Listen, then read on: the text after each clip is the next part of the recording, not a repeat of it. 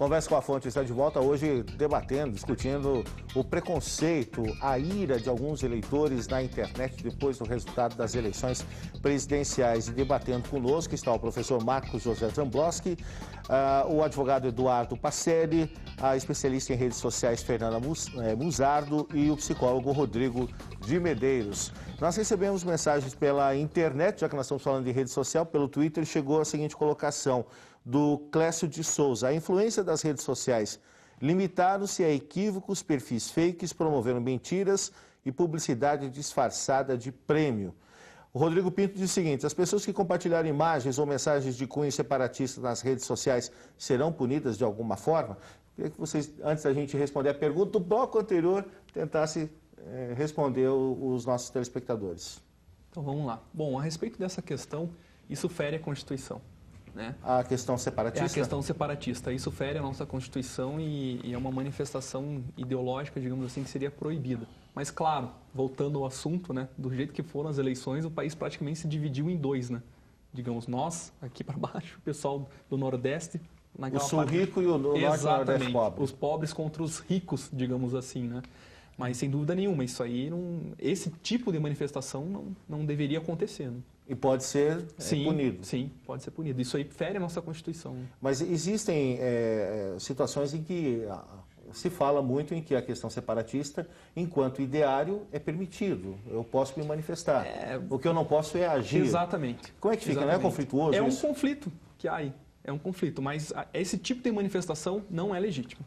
Não é legítimo. A questão de separatismo do país não é legítimo. Até porque a Constituição é bem clara, né? Nós somos uma unidade federativa. Exatamente, Né? unidade federativa. Então, a partir do momento que se alguém publicar alguma coisa nas redes, desejando ou explicitando a vontade de separar o país, ela está cometendo um crime. Ela está concorrendo E até onde vai a questão de eu estou expondo o meu pensamento ideológico, que também é garantido na Constituição. Então, inclusive, o direito internacional também prevê isso. Exatamente. Né? É o que a gente faz. É o que a gente volta a conversar. É um conflito que existe aí. E isso é resolvido pelo judiciário. É um juiz togado que resolve uma questão dessa daí. Porque há um conflito nisso daí.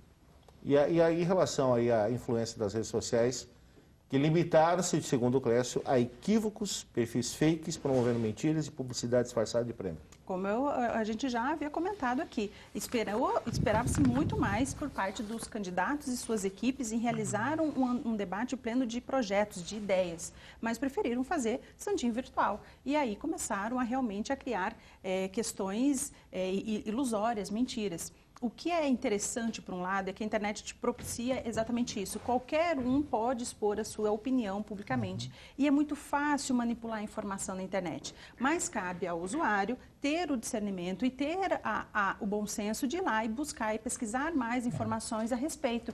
E aí que falta para o usuário. Essa história de que cabe a ele, né? Mas a gente tem aí pessoas que são formadores de opinião, que durante no sábado para domingo, que nós tivemos aquela boataria com o doleiro, foi publicado, inclusive, por deputados, por parlamentares, por pessoas que participaram de candidatura e que instigaram a multiplicação dessas informações, compartilharam em grande quantidade, a ponto de alguns no Face, outros no Twitter, e isso, de alguma forma, criou uma celeuma. Pior que isso, ainda colocavam como fonte da informação sites de empresas de comunicação, o que não era verdade. Então, mais uma vez, né? Então, é o que o Clécio está tentando dizer. Desenvolveram um fake, criaram um clima difícil e teve gente que se aproveitou do momento para instigar uma campanha eleitoral. É o problema do anonimato na internet, né? Isso é um grande problema que a gente tem na internet. É o problema do anonimato. A pessoa cria o perfil, né? Um nome desvirtuado, fake, né? Como a gente chama, e acaba colocando uma opinião, às vezes até um xingamento, alguma coisa assim, achando que nunca você vai chegar. A reprodução da opinião do outro. O outro é fake. E eu simplesmente compartilho. Eu estou incorrendo em crime? Sem dúvida nenhuma. E curtindo também. A partir do momento que você expõe ali, que você defende a tua opinião, que você defende o seu pensamento, que você compartilha a imagem de alguém, que você faz, é você assumindo publicamente aquilo lá. Então, isso pode ser, Sem como dúvida. já acontece. Né? Existe uma organização, se não me engano, é a Safernet, que é uma ONG responsável realmente Recebendo por denúncias, receber denúncias para a questão toda da internet, né, da toda a parte legal. Tem a delegacia também de cybercrimes, que também teve ali um aumento significativo nesse período eleitoral, que o usuário, quando ele se sente lesado, quando ele se sente agredido, como vítima da situação, ele entra em contato com essas entidades e daí tem a questão legal e efetiva para defender o usuário. Mas a partir do momento que é bom alertar que se chega no usuário. Isso é bom que fique bem claro para as pessoas, que muitas vezes as pessoas acham, não, eu estou num computador, aqui em casa ninguém chega. A parte boa Chega. da internet é justamente isso. Ela deixa rastro, ela deixa o histórico. Eu consigo pegar exatamente a pessoa, aonde que ela estava, em qual computador eu deletei que ela minha usou. mensagem. Não, meu queridão, já foi. Já foi. Esquece essa história, porque não é bem assim. Ainda mais, Ficam rastros. ainda mais na internet, ainda mais nas redes sociais, onde você não é o dono da plataforma. As pessoas também esquecem isso. O Facebook é legal, o Twitter também, mas ele tem um dono. É uma empresa privada, é de graça, mas é uma empresa privada. E ela tem ali o registro de todas as informações, também. de todas as questões, e ainda com o Marco Civil ainda tem ainda mais essa questão que obriga essas empresas realmente a manter o registro. Então, essa história de Você apaga do teu perfil, mas lá no banco de dados está lá. Jamais. Acho Vai que ser conseguir... aí dá até para retomar nesse ponto a pergunta do bloco anterior. Quando a gente confronta, né, um Brasil que boa parte das pessoas via como se, eu não lembro o termo que você usou, mas livre de preconceitos, né, multirracial. E aí no momento que que se cria uma plataforma que permite um mínimo de que eu posso ficar um pouquinho escondido na minha opinião, um pouco me sinto protegido, na minha opinião, o que a gente vê são justamente essas manifestações discriminatórias. Mas daí é uma válvula de escape da pessoa de querer expor aquilo que ela pensa e se sentia presa e não poderia fazer isso? Torna-se público algo que, na minha opinião, é basal na sociedade brasileira. Hoje, a gente... Eu consigo entender quando alguém diz que nós não somos, por exemplo, um país racista. Porque ele, normalmente, quando se diz isso, se está comparando com alguns lugares onde essa manifestação do racismo foi como o apartheid na África do Sul, nos Estados Unidos, que a gente sabe que tem aquela segregação. Só que aqui o racismo ele tem um tipo de manifestação. Né? E ele era velado? Extremamente velado. Velado até certo ponto também, porque no Brasil é um país extremamente desigual. Né? E hoje, se vocês conversaram sobre a população penitenciária, né? Sobre as penitenciárias, se você entra numa penitenciária hoje, você tem uma maioria massacrante de negros. Eu sou funcionário da prefeitura, da Fundação de Ação Social. Se você vai no acolhimento institucional de crianças e adolescentes, mesmo aqui em Curitiba, você tem uma maioria esmagadora de negros. Mas o que me assusta, doutor Rodrigo, ficou evidenciado formas e formas e formas de preconceito que não tem relação apenas com a questão racial. E deixa, Sim, inclusive, mas tem a questão social, financeira e cultural. E o que me chamou muita atenção até nessa questão foi que, por exemplo, a nossa presidente, pelo que eu apurei ali, ela perdeu no estado de Minas Gerais e no Rio de Janeiro. Mas eu não vi absolutamente nada no meu filho. Ganhou, né? Ela ganhou. Ela ganhou. Exatamente. Eu não vi. Minas. Exatamente, ela ganhou. Eu não vi nada relacionado a cariocas e mineiros. É isso que eu achei mais engraçado. Né? Teve Parece que uma bombardearam o vereadora Nordeste. do Rio Grande do Norte que propôs que Minas Gerais fosse feito um lago. Explodir Minas Gerais para fazer um lago. Foi a única manifestação. Eu não vi, mas de forma exacerbada contra o Nordeste, os nordestinos ali, principalmente o Norte e Nordeste, que foi... Mas essa questão do nordestino, eu sou nordestina, eu sou natural de Pernambuco. Eu vim para o Paraná, eu vim para o Sul em 94, e o que é um adolescente na escola pública nordestino? Então, assim, o preconceito existe há muito tempo.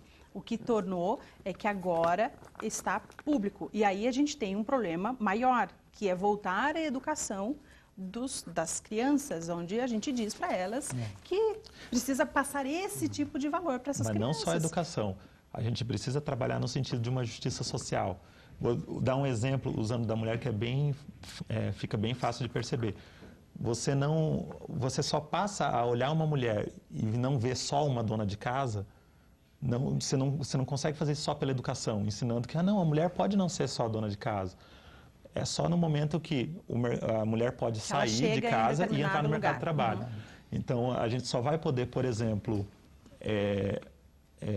diminuir o preconceito contra os nordestinos quando essa dívida social que o país tem com o Nordeste for sanada.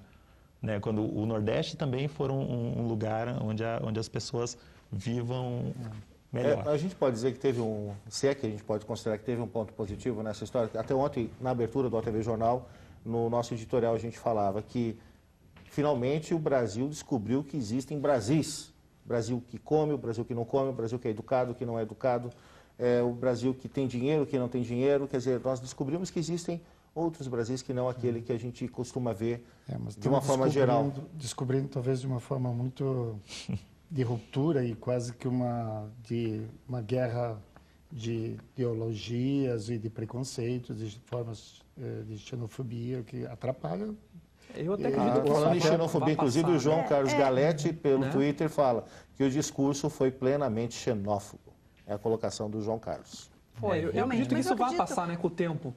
Vai dando uma acalmada. Mesmo que algumas pessoas acham que seja uma forma utópica de pensar, mas eu realmente acredito que foi dado o primeiro passo. Cometemos erros absurdos, pesamos a mão, fomos preconceituosos, teve essa parte realmente de preconceito descabido, uma agressão pessoal desproporcional à situação, mas eu acredito que foi dado o primeiro passo e vai começar realmente a criar um ambiente favorável a diálogos, a conversar sobre política. E será que as pessoas vão entender que existem essas diferenças e que elas... Vão, porque agora elas se depararam com essas diferenças. Talvez as pessoas ainda não tenham visto essas diferenças tão claramente. E ali no ambiente virtual, elas, poxa, mas justo fulano eu pensava que ele era de uma forma, ele pensava de uma forma, puxa, me surpreendi com a opinião dele. Então, e é uma pessoa que eu vou continuar convivendo, eu não vou conseguir exterminar essa pessoa, não é assim que vai funcionar. Então, a pessoa vai aprender a conviver também com isso. E aí criou ali no ambiente virtual um ambiente possível de conversar. Desta vez não foi. Não foi o que aconteceu, mas eu acredito que foi uma... sem aceitar a réplica. Porque a gente é educado desde sempre a ganhar um debate. Não existe ganhar um debate. Né? A gente precisa conversar, a gente precisa ouvir a opinião do outro, a gente precisa com várias opiniões para realmente você ter o seu... não se ganha, né? Exatamente. Então, criou ali um ambiente. Agora é construir esse debate. Então... Professor, rapidinho antes do intervalo. Mas eu, assim, colocando, de uns 2, 3 anos para cá, nós tivemos as questões das cotas nas universidades, que foi questionada e é racial a questão. Depois nós tivemos o problema do ProUni, que envolve jovens que estudam em escolas privadas, financiado pelo Estado. Temos o FIES, que é um outro programa também que envolve outros aspectos que passaram a tomar parte desse contexto. E nós vamos ter daqui 2 semanas uma prova do Enem, que é 8 milhões de jovens participando do processo de seleção. E quando você vai olhar quem é que vai participar disso aí, é lá do sertão, do meio do nada, navegando durante 7, 8 horas em rios para poder chegar para fazer uma prova e tudo. Então, esse Brasil é esse Brasil que vem aparecendo, aflorando a partir de vários programas, projetos e coisas que estão no dia a dia e que, de alguma forma, invadem novos territórios, ocupam novos espaços, abrem discussões e vem exatamente... Então, para quem não conhecia, que seja bem-vindo ao Brasil, então, né? É um cenário esse novo. Brasil que vocês não conheciam. A gente vai para um rápido intervalo, já nós voltamos com Conversa com a Fonte, falando sobre a questão do preconceito nas redes sociais após a eleição do segundo turno.